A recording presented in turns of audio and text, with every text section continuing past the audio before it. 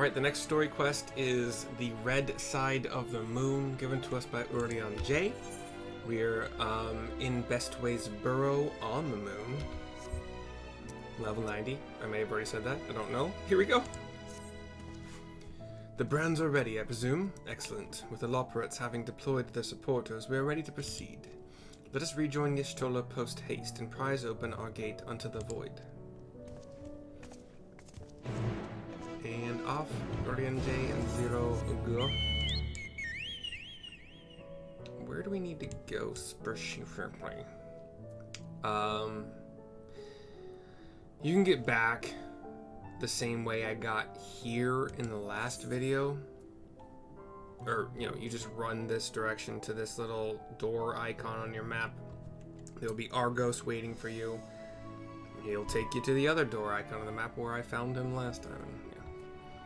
We're just gonna teleport. I've already demonstrated that journey in literally the previous video, so. Literally. As if that needed to be said. I did not have to say literally. What's in this palace, this blue palace that I described a little bit last time? Can I go in? I can. Oh, it's the books. And the Watcher. It's the Watcher's palace. Okay. Been a while. Been a while. Think I could remember the Watcher's existence. Ooh. Wait, did we have this? I think we had this kind of this red beam that goes straight up, and then from the red beam are two other beams that kind of start to swirl around and create, well, only a couple circles, a couple swirls. Schmuckle swirls. I see Nidana, Y'shtola, Estinian, Zira, Urian J. Here we go. Y'shtola, what's up, girl? What's up, yo? My thanks for seeing to the supporters. With this, all is in readiness for the ritual. First, I shall give the order to Alphino and Alisate in the Tower of Babil to channel ether to the moon. Once we have amassed a sufficient amount of energy, Urian J and I shall begin our incantations to open the Void Gate. If all goes well, a tear will form in the... It's spelled the same, sorry. A tear will form in the fabric of reality, at which point you must activate the brands and put in place the containment seal. That is all. If there are no questions, then let us begin. Nidana cheers. Cutscene starts. This has to be voice acted. The twins are at a console. Apologies for the wait. The preparations here are finally complete. I got it right, 50% of the time. Excellent. The Tower 2 is activated. But give the word and we will begin channeling the ether. Very well then. Make it so. Star Trek. Make it so. The moment of truth.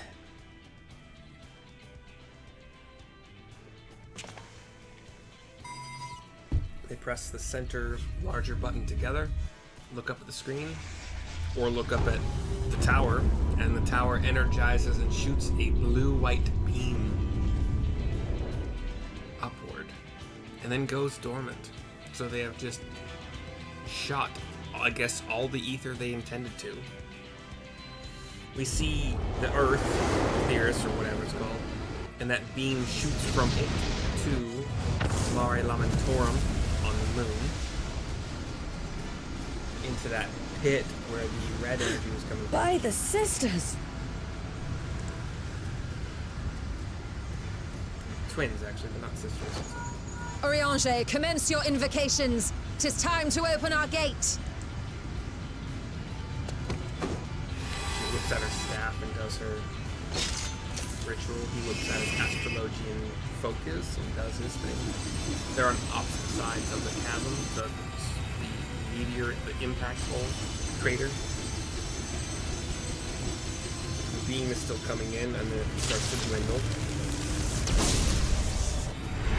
A tear is beginning to form. Quickly, activate the brands. There's a sphere kind of near where they meet. The energy from the Aetheris and the energy from the sphere or circle. I can't really tell, but I think it's maybe more of a circular portal. I hold out a palm. Energy comes from me to that one of those downward thrust sword things, and it lights up another one. And another one, and another, and another, and the last. 6 total. I don't think they're spaced equidistant, really, from each other, but whatever. Tola goes one knee down, one hand down, panting from the exertion. Success. The gate is open, and the seal appears to be in place. We do appear to have one of those dark purple roiling portal things in the crater where we would have to jump to if we want to go from Let's see how well it holds. from the surface into it. I come joining them.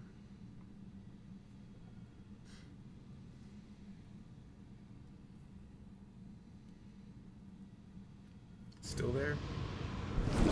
We got some void scent. One of the floating eye guys. Estinian grabs his lance. The eye's just looking What at an him. enormous gate! Lord Golbez will be eager to hear of this. What an enormous gate.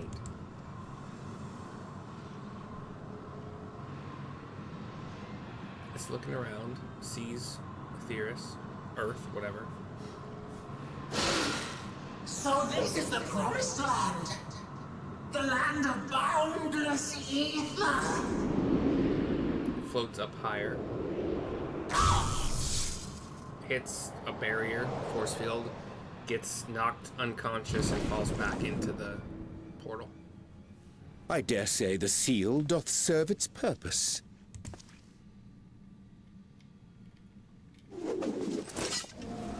Estinian sheathes his lance. Vritra finally arrives. Lands near us. Gives some moon dust. I see all proceedeth apace. Remarkable. Indeed. Just this moment, a void scent emerged from the gate, by which we may safely assume it leads to the 13th. It's incredible, Ishtola. Truly incredible. Oh, what an honor it is to have been part of this historic achievement. A part is an understatement. None of this would have been possible without you and yours. Our success has also served to solidify our understanding of cross-rift travel. The Ascians rejoined reflections to the source by instigating elemental imbalances. These imbalances weakened the barrier between realities, causing the ether of a reflection to flood the source. So just give me a moment to absorb this. The Ascians rejoined reflections to the source by instigating elemental imbalances. This weakened the barrier between realities, causing the ether of reflection to flood the source. But why is it that reflections are predisposed to rejoin the source? Why have they never merged with one another? Thou art suggesting there is a unique property inherent to the source, one responsible for such an outcome. I am.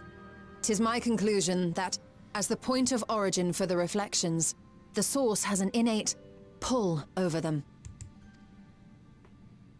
Hydaelyn, I believe, sought to suppress that pull, which is why she was created with the power of light, of stasis.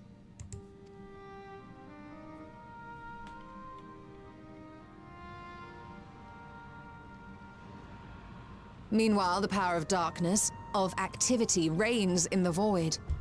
Hydaelyn's influence would naturally be weaker, and this manifested in the form of planar fissures. Working with this hypothesis, I set my sights upon where the pull was assessed to be strongest, and through our combined efforts, we succeeded in opening a gate to the void. Now, I must stress, it was because we sought the void that we succeeded. Pleased though I am to have my theory proven, the secrets of travel to other reflections still elude us. Even so, in the reality that lies beyond the 8th umbral calamity, there are those who found a way to reach the first. I will not rest until I do the same. One step closer to fulfilling your dream, eh? Just a step. Many more remain to be taken. Which further motivates me to forestall a void-sent invasion. So come, let us set forth, to find Ashdaya and put an end to Golbez's plot. I give the fist and palm, Zero gives a nod, Estinian does as well. Climb upon my back. I shall take us to the gate. As we did discuss prior, I shall see the alchemists safely home, then together with the Loporrits maintain vigil over the gate. Which means it is, I think once again, myself, Y'shtola, Estinian, and probably Zero. May the sisters watch over and keep you safe. Although, Vreetra's a dragon now, so I can't use him, so, I guess I would probably be if we were making a group of us. I don't think Zero is a tank necessarily, so it could be me. I can go Paladin. I just hit Paladin level 91 yesterday, I think. But I can always stand to level it some more. Reacher takes off with us on its back. Zero is coming. Unto the void once more. Into the unknown. Into the unknown. Although it's kind of known. 'Cause it is Zero's home. And he flies into the void with us. Black screen. White screen. We are flying in that in-between space. We see like what look like crystal or ice balls fly past us that generally have people in them, like one person each, as if souls adrift. Stars around us as well. We see a void portal open before us, and we fly into it.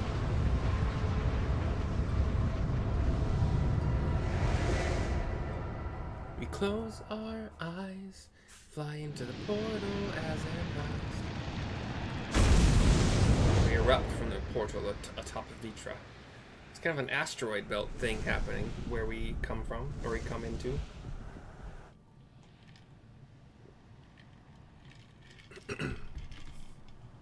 We see kind of a red planet, similar to what you would, think Mars is. There are rocks floating around in space around this planet, or bigger rock, whatever it is, asteroid maybe. This is the moon of the 13th. It's the moon.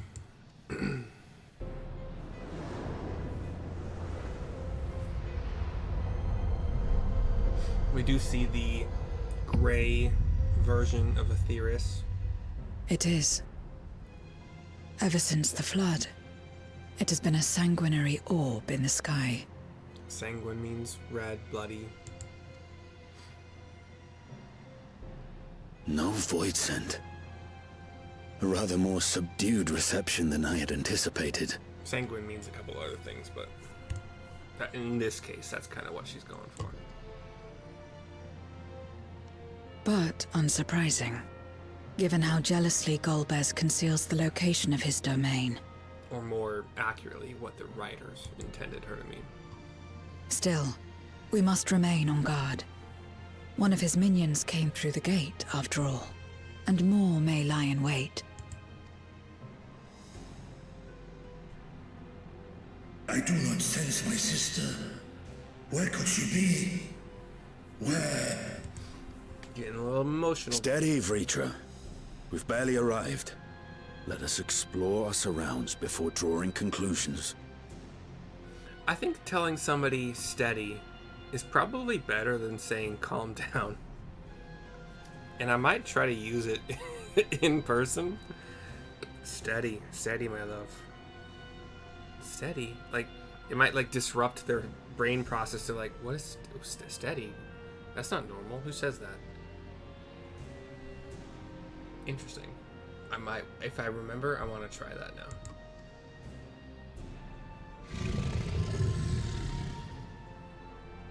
Yes, thou art right. I shall survey the moon from above. The ground I leave to you all. We shall take it. Vritra flies into the, I want to say air, but it's probably, I mean, there has to be some breathable atmosphere, so air is somewhat acceptable in this term, or sorry, in this situation. Can't mount? Really? I have to run? F you, man. With a point of interest. So stupid we can't mount here. Why would you be able to mount on the moon? Why would you be able to call your mount from anywhere on the planet?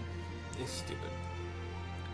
The surface of the moon is a grim shade of crimson, a consequence of the flood of darkness, perhaps. Standing atop a rock boulder. My lance will be ready should any more of Golbez's pawns appear. Didn't have to talk to him, but since he was right next to a point, might as well. Yes, I could sprint. I'm probably gonna sprint to the next one. Another point of interest.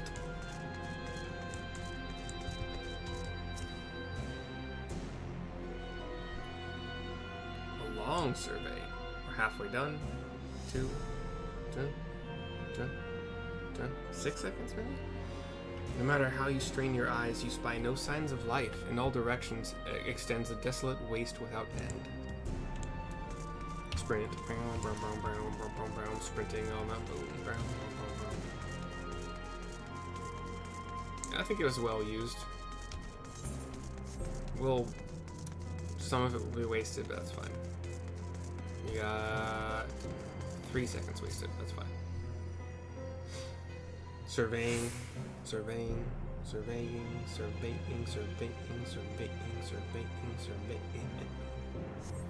You hold your breath in an attempt to catch the faintest noise. Save for the sounds of your comrades, there's nothing. So far, you have failed to find any clues as to Ajdaya's whereabouts. Perhaps Zero has noticed something you missed. She is standing at the edge. An edge. With a big... Oh, yeah. That's a big old... That's what we saw. That's what we've seen in our flashes of Golbez and his 4 elemental generals or whatever. Got a crater. Inside the crater is a circular thing, not a complete circle in any of the levels of it. It's like you have to like run between levels in order to get to a different level and go. So I see at least 3 levels. There's probably more going down. There's like red mist. Could be smoke. Could be like dust. Red moon dust. Talk to Zero to complete the quest.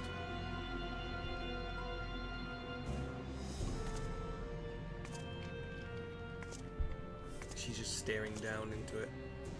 The chasm has caught your attention as well.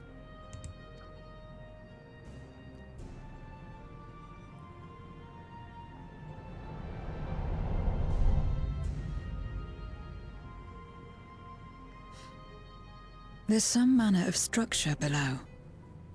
Worth a look, wouldn't you say?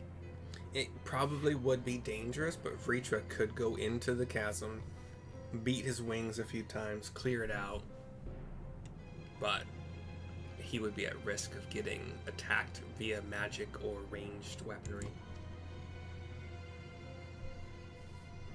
Much less liable, liable to be attacked. I too sense something here.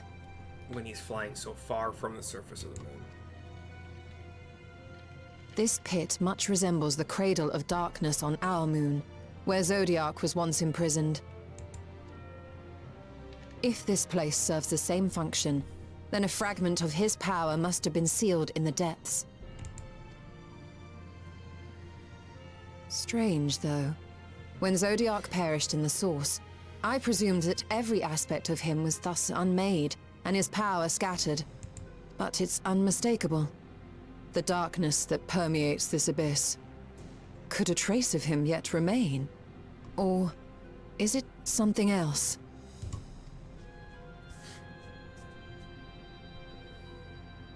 The screen pans up. We see Vritra flying over amidst the asteroids encircling this moon. He sees the pit. Senses. I hear thee, sister. I hear thee. Hears Ashdaya roar from the pit, in theory. And he lands. Okay, cool. Good. Come on, my friends. Ashdaya is here, within this chasm. You need to steady.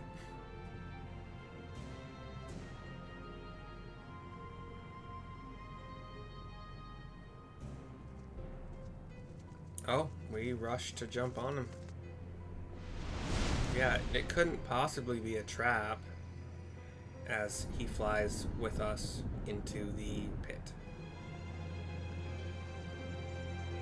As he disappears out of our field of view, cutting the black, we land on the stonework in the pit. He's hovering, flying, looking at his sister, bound in those magical chains. Sister! She has not noticed. She seems... "'Tis I, Vritra. I have come to rescue thee." She's still not stirring. You were entrusted with Ajdaya's eye, were you not?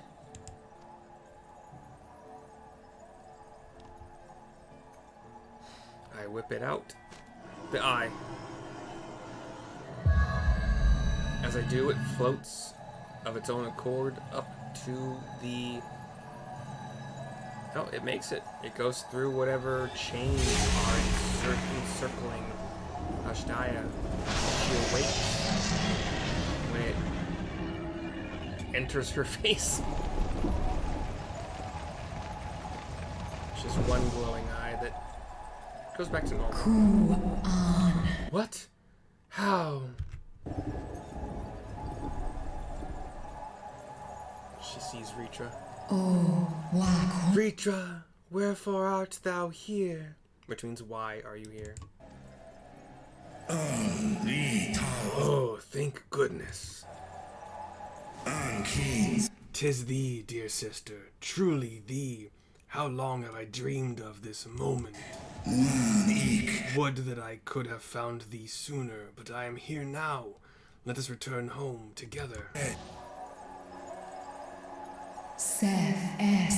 The thought filleth me with joy, but I fear it cannot be.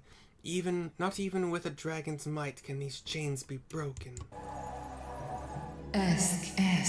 For they are forged of the very will of the man named Golbez. So this is indeed Golbez's domain.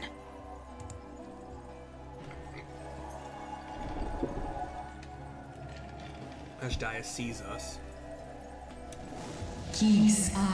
Thou keepest company with mortals? Yes. I do. They are my stalwart allies, without whom I could not have come this far. Cease? Is that so? Then much time hath passed indeed.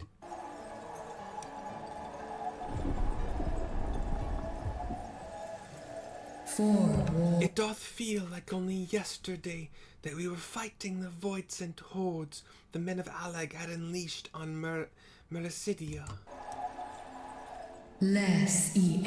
Desperate to save Tiamat, I flew into this lightless world to strike at the heart of the Cloud of Darkness's forces. But the void-sent I slew returned again and again, and before I knew it, the rift betwixt worlds had closed.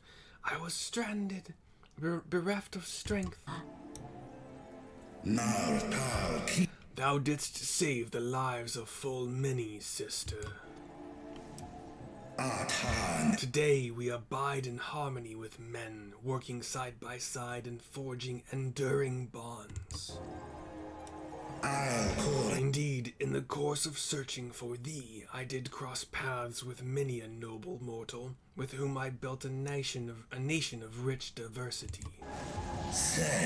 To thee I would show it, my beautiful rods at Han. I shall not rest until thou art free.